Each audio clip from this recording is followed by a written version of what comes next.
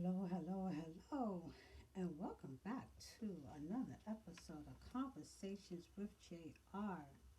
I hope all is well with you. We're still in August, dog days of summer, and the heat is still on. I am not complaining.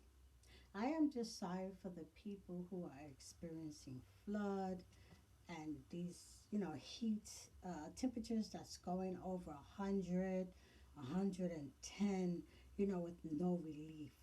I get up early in the morning, in the coolness of the morning, walk the dog, have my coffee, and then begin my day. So just hang in there and stay cool out there. Hydrate, check in on your neighbors, and just wait till the sun go down to do all that strenuous work. Today's conversation. If you've been following me, which I hope you have on my YouTube channel, Facebook, Instagram, and TikTok, I have been talking about different relationship topics. And I always like to clarify that I am not a relationship expert, I'm not a psychologist, a sociologist, nor do I have any answers to help anyone with their relationship problems. This is about discussing issues, bringing issues to the forefront that people may or may not be talking about. We've always been told that men in society were created, born, because they're males, to be the protector and the provider of the universe. No one can do it like them because they are the ultimate protector and provider. I've been observing lately over the past maybe 5 years since I've been doing conversations with JR, you know, this issue of provider protector and the things that men do, don't do, the things that women do, don't do. And I started taking a closer look at this provider protector, and I call it the provider protector syndrome. Because I think that a lot of men, this is just my opinion, are suffering from this condition, this syndrome, that all they have to do is protect and provide, beat their chest like Tarzan because they went out into the jungle and they slayed the tiger, and they come home and they put their feet up and then that's it. That's all that is their goal in life. That is their effort in life. Once they have completed that, their job is done. So we know historically, way back from caveman day, you know, uh, men have assumed the role. I don't know who appointed them, but men have assumed the roles of hunter and protector and provider, while women were often restricted, and we are still restricted from those responsibilities due to society biases. The biases is that, we cannot be a provider. We cannot do that. Women, we cannot provide. Women, we cannot protect. How? You're a woman. How can you protect? How can you provide? That is a male's role. And if a woman steps out of that role, there's always so much controversy. Well, in today's dynamics, things have shifted. And they've been shifting, not only today, but they have been shifting over the centuries, over the years. Women have been fighting for rights, they have been fighting for the rights to vote, the right to be their own person, the right to have their voices heard. So the modern day question is, what do men provide and protect women from? And furthermore, there's some argument that men use this traditional provider protector label to avoid being equal partners in relationships, equal partners in the home. I just don't understand. Again, I'm going to go back to my experiences as watching my uncles, my father. I'm a baby boomer again, and watching the males as I grew up. I guess they was cut from a different cloth because they did go out and provide. They were protectors, and I'm gonna tell you who they protected us from: the females in the family, who they protected the whole family from. Not only the females, but the males. And they were providers, and they went out and they worked hard. And I saw men in my family cooking dinner, bathing children, cleaning, doing more than just taking out the garbage. Okay, which men think that that's like their ultimate job. Just take out the garbage and you have conquered Mount Rushmore. I seen men as I was growing up. That's why I'm kind of having a little bit of problem with the situation now. I'm 63. Watching men sit back and lay back, and they get very angry when they're asked to participate in the homes and to help take care of their own children. you know I went out and I provided, and I come home and I'm protecting. So I have completed my duty for the day. So I should not be required to do anything else. Let's look at the actual history of the provider and protective theory. Okay? So I did my little homework here. So bear with me. So this started back in the 17th century, that um, the provider and the protector was like a romantic chivalry thing. It was a system of ownership. Men established a society that viewed women as the weaker sex and legally classified them as property of their male relatives. It could be a father, brother, uncle, don't matter who it is, you were their property. And eventually you was passed off to your husband and you became your husband's property. So I just want to enlighten you on the history of where this come from. Women, we would not create a society like this. We would not create this. We have always said and always will say that we are looking for equality. We are looking for equal partnership in everything that we do in society. The protection come at the absolute cost of a woman's freedom. You need to be protected. My question to you, if you look around and if you look at history, you look at society, you look at wars, and you look what's happening, who do women need to be protected from? Women need to be protected from males. I said that. Look what happens in war. Look how women are treated in war, and when people go in to conquer other areas. It is the men that are creating the destruction, not women. We like to talk peace. Before we get into fisticuffs and fights, yeah, we'll get into loud arguments and disputes. But we're not getting into things that are destroying people's lives physically, emotionally, and mentally. Look what happens to women and children.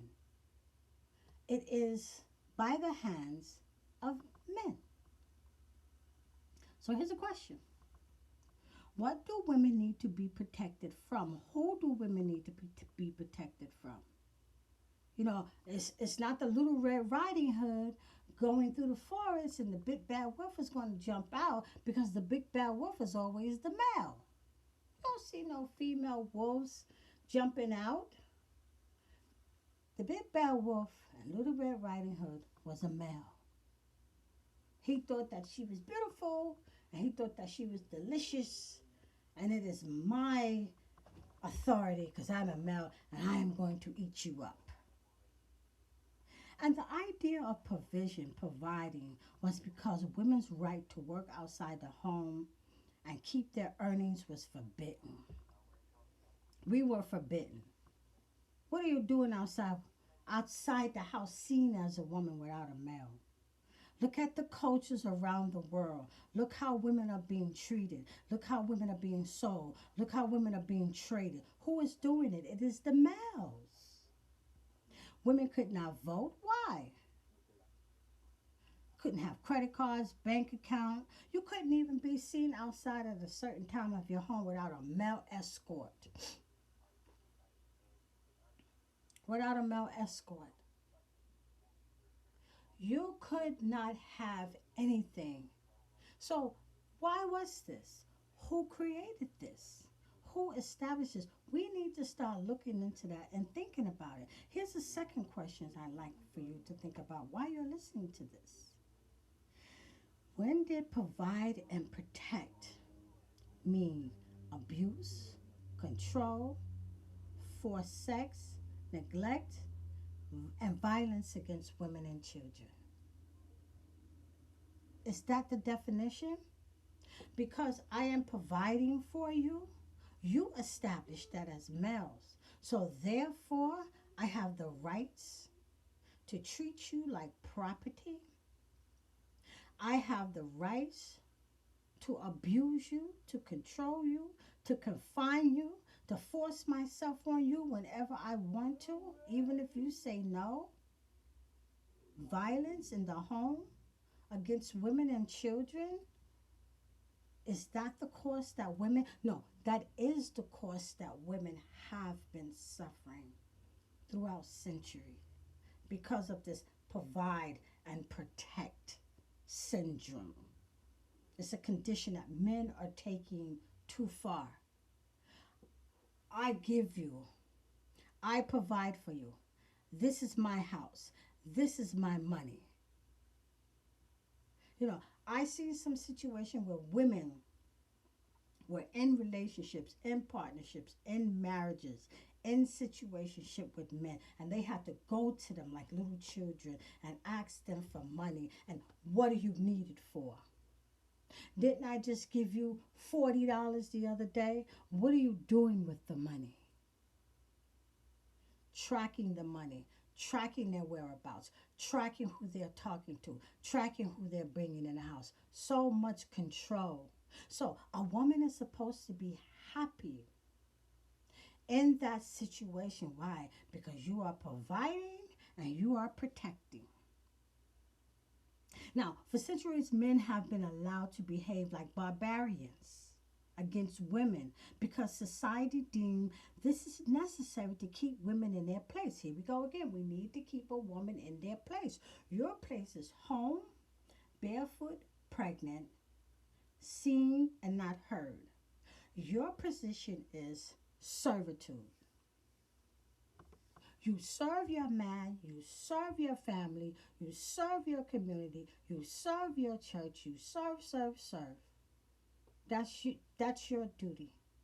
That's what you're there for. A man is there to lead you. He is there to guide you. He should have dominance over you. He should rule over you.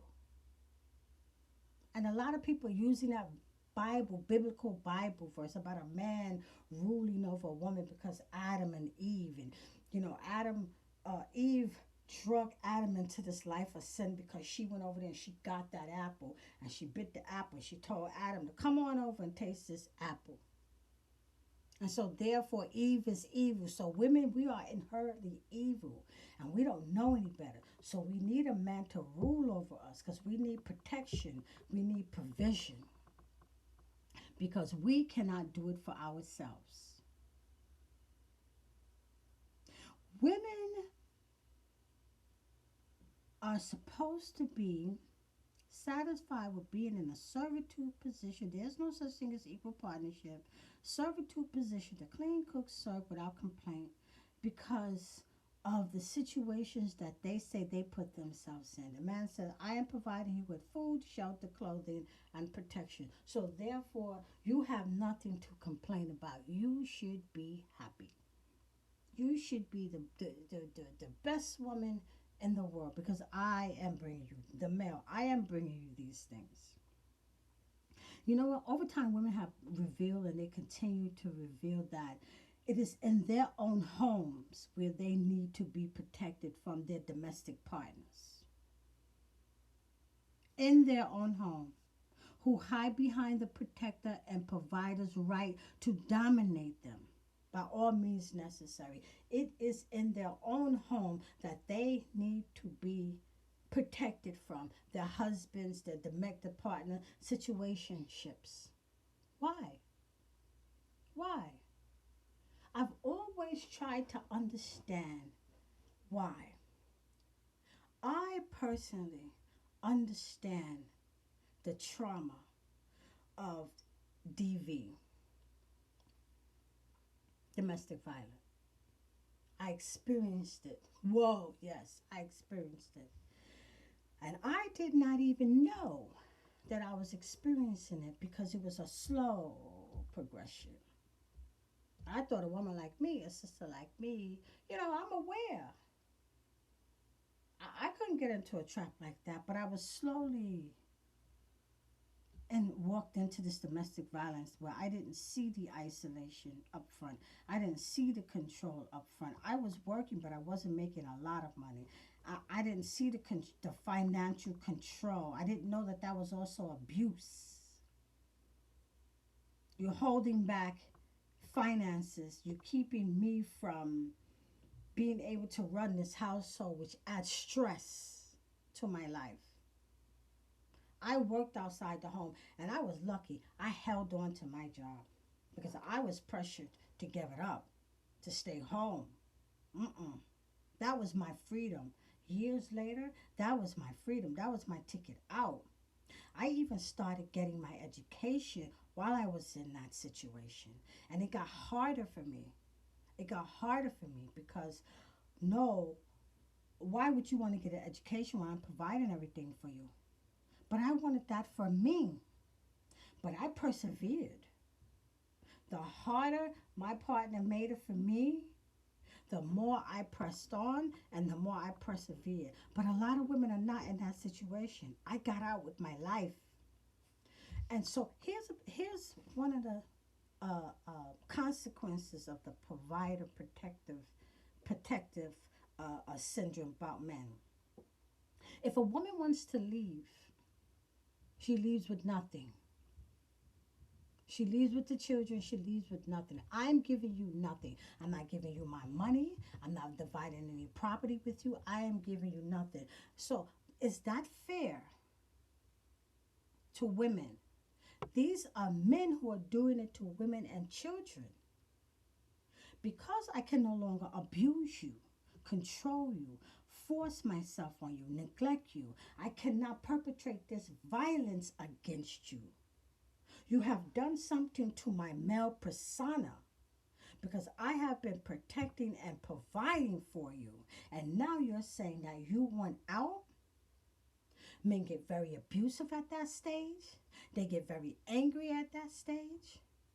Women are in danger at that stage. Children are in danger at that stage. And you're going to walk away with nothing. I, the male, going to make sure that you walk away with nothing. Why?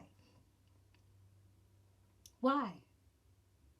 Women are dying to self, drowning in these situations.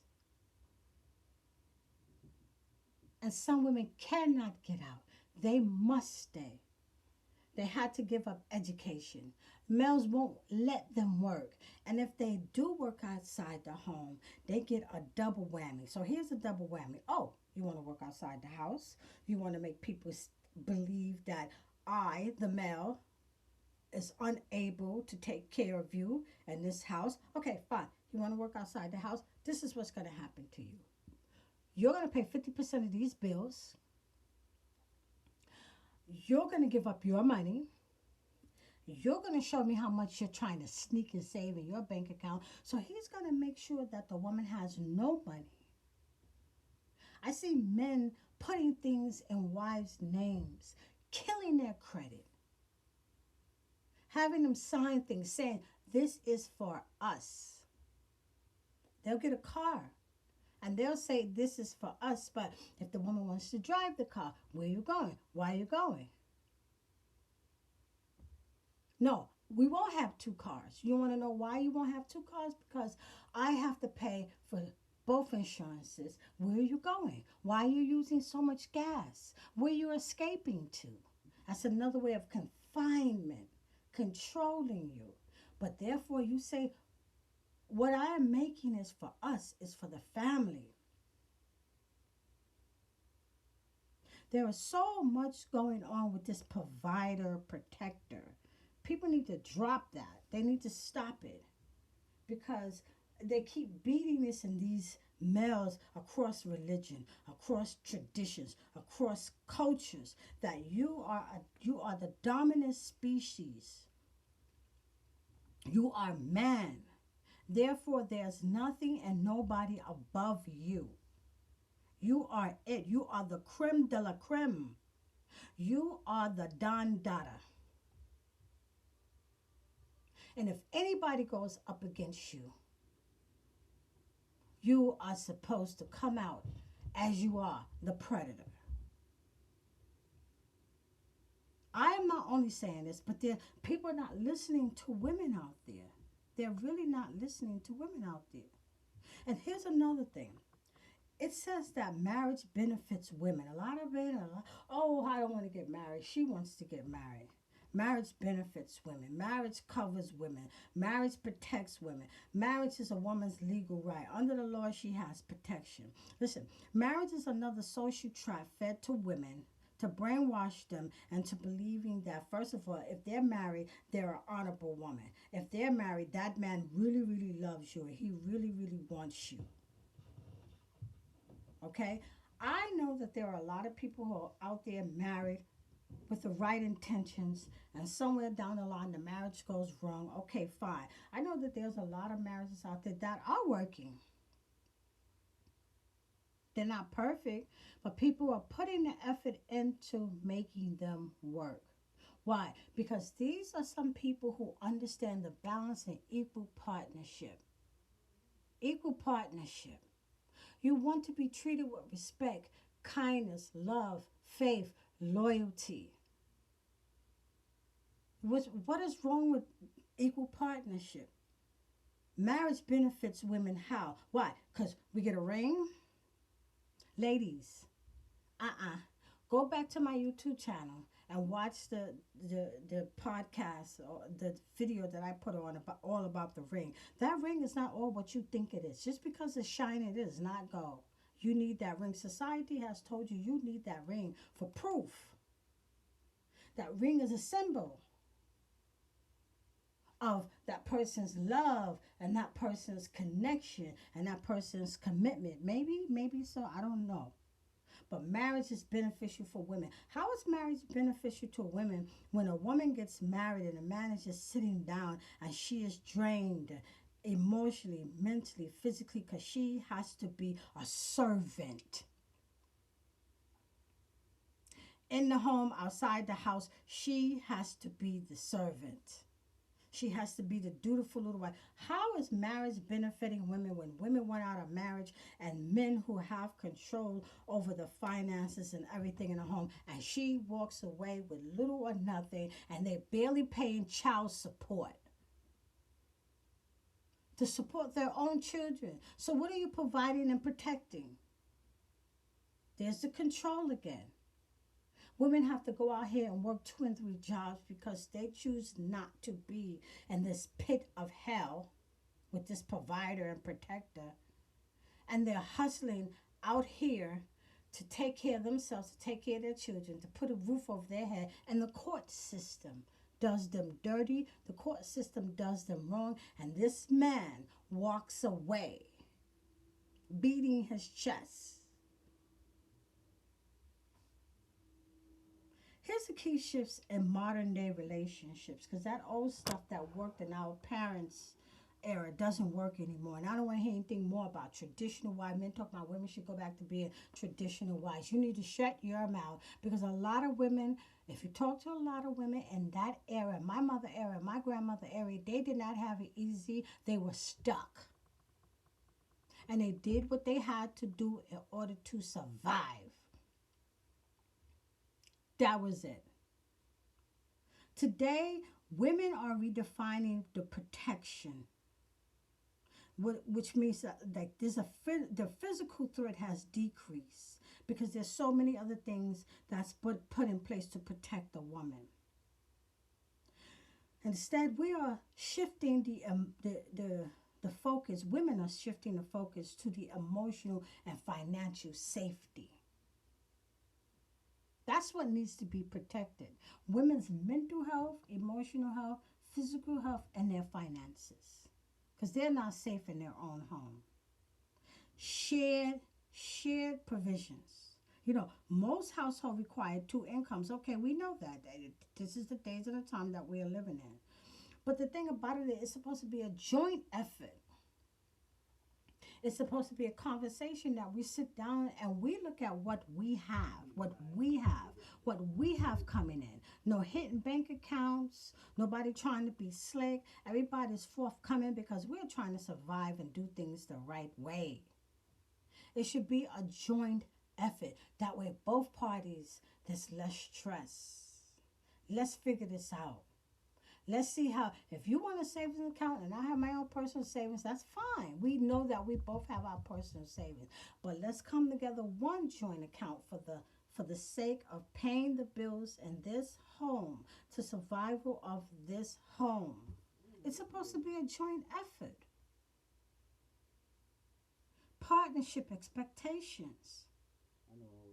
You know, today modern relationships value emotional labor, domestic equality, and shared decision making over all these rigid rules and standards of society. You know, come on. What are we getting together for? What are we in this partnership for?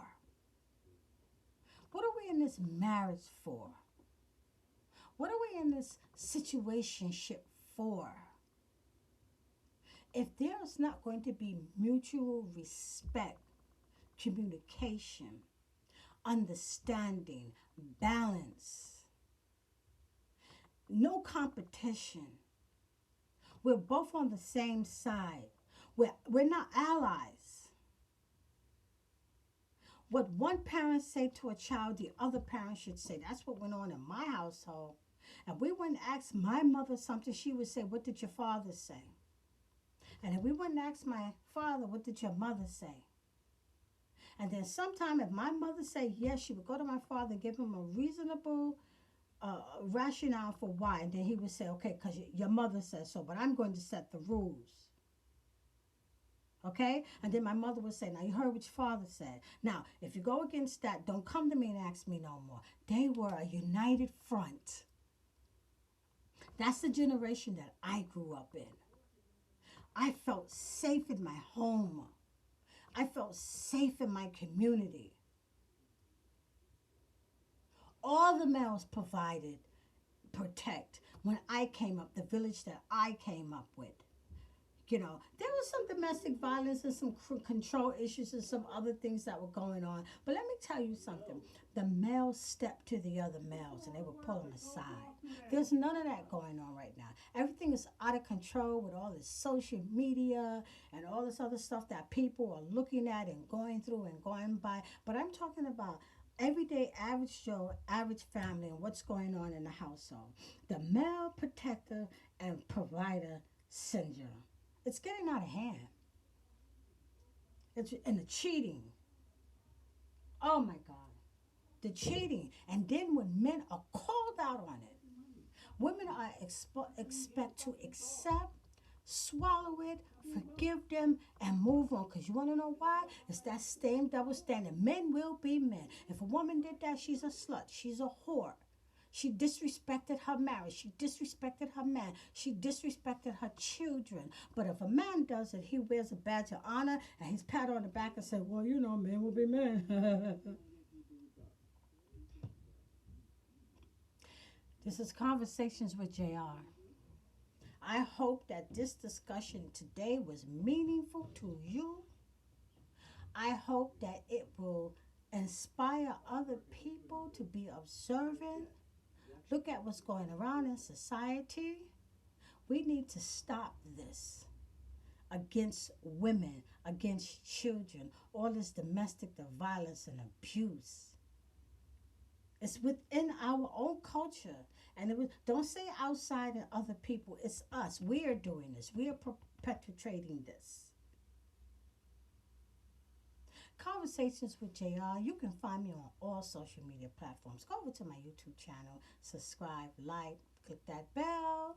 I'm on Facebook, TikTok, and Instagram. Remember, the motto of Conversations with JR is healing lives through a single conversation. I thank you for listening and sharing. Until the next time.